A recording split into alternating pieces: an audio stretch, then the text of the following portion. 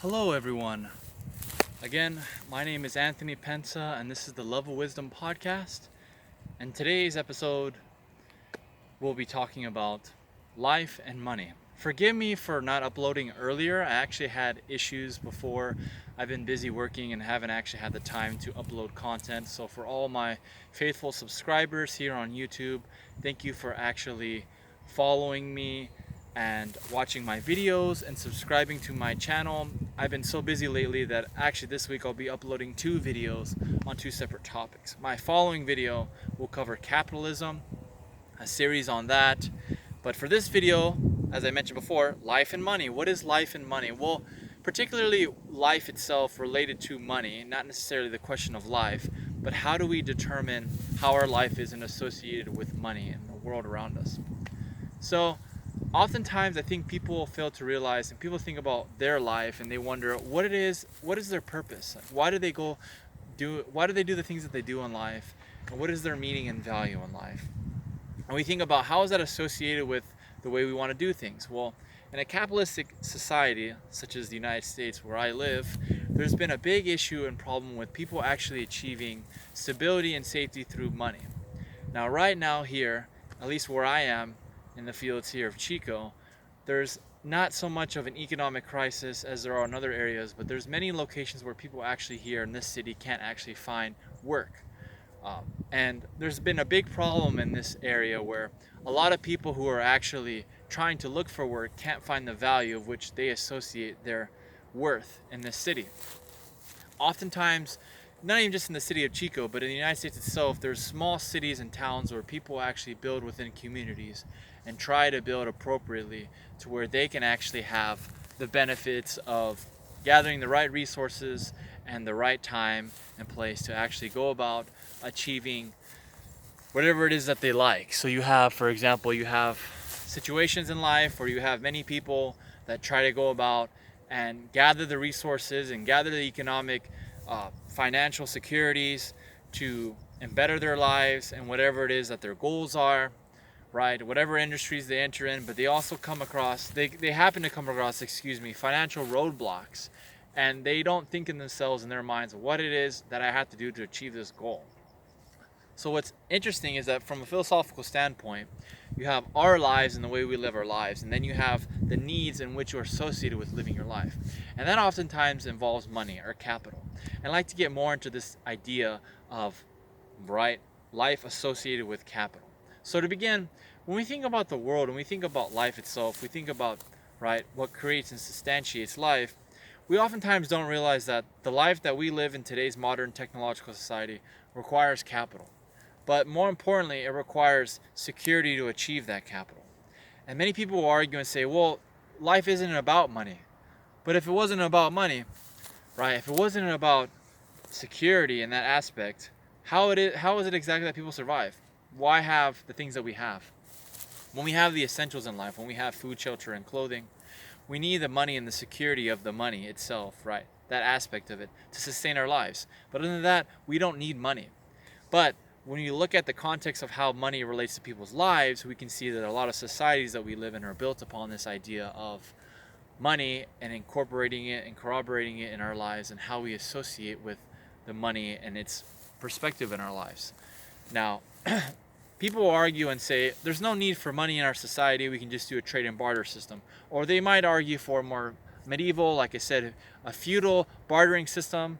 But the big problem with that is we live in a society now where everything is associated with capital, particularly things that people want. Find an exchange for a means to own, or to manipulate the private property that's associated with us here in the United States. Now, when you think about money and you think about its relationship to property and the idea of property rights, it makes you wonder what is the rights that we actually have as human beings.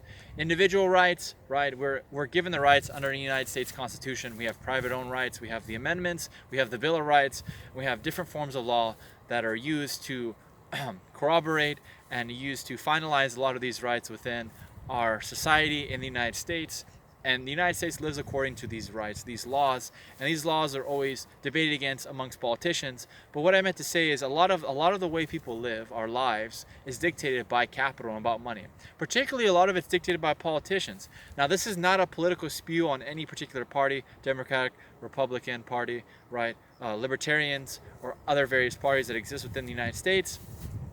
This is more of a ploy to speak to people and say that when you look at your life and you look about the money in your life, there's oftentimes a deep struggle. There's a problem that exists, and there's the reality that's associated with how do we deal with the money, the problems of money and financial stress that we have in our lives. And I know for me personally, it's been a big burden for me financially to deal with certain stresses because there's a lot that I like to accomplish here on this YouTube channel, and there's not that many people that would be willing to support me.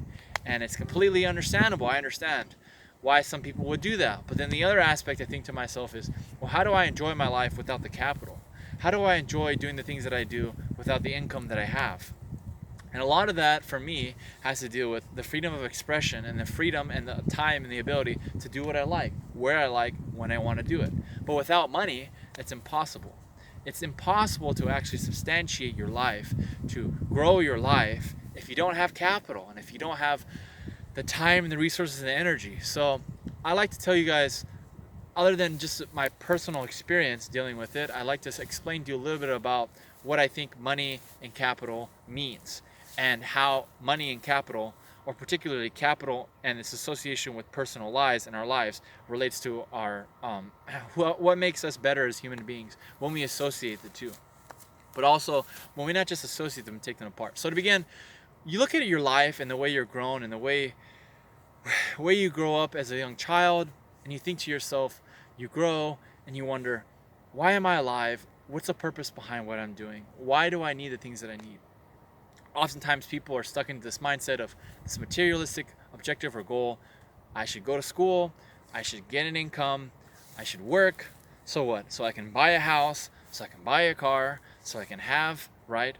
Eventually, people have personal needs, so they like to have wives, girlfriends, boyfriends, children. Some people, that's not the case, but to gain some sort of financial or personal freedom to do the things that I want. But the only way to do that is to secure an income, and from securing an income to secure a location of which I can live, right? Your household, your property, to which I then can accrue money towards and use that as a means of living my life and being more happy. See, the big problem with that is that if you look at the world itself and you see the poverty in the world, many people don't even require much money to survive or live. But people today and society, particularly in the United States, are very capitalistic, very capital driven. They want to achieve as much money as possible and to own as much land as possible and to gather as much resources as possible so that they themselves can be what they claim to be more happy. And the means in the process, there's people who are suffering, people who are poor, people who have very little money, people who are dying all across the world simply because they don't have the means of acquiring enough capital, enough money to secure their lives overall. Excuse me. So, sorry if you can't see me so much. It's actually getting a little bit darker. I'm recording outside in the sunlight here, but when you look at your life and you look at the reality in which you live, there's a big problem associated with how money and how resources are allocated amongst people. So let's take an example. So imagine you're a typical American, right? You graduate from high school, you go to college, or at least because that's what your parents say, and then you start making money. But before you start making real money, you get in debt. You have a huge, massive debt, a load that you have to bear and deal with. So you work jobs to pay for this debt, to then have to pay for it for 30 plus years. And we already know in America that the debt crisis is in the trillions, right? Alone, there's been more credit card industries that have been reaping off the system of America to take money back, to take millennials such as myself and force us into paying debt for the money that's owed from generations of Americans who've worked, because the system isn't working and someone has to pay for the system and what's occurred.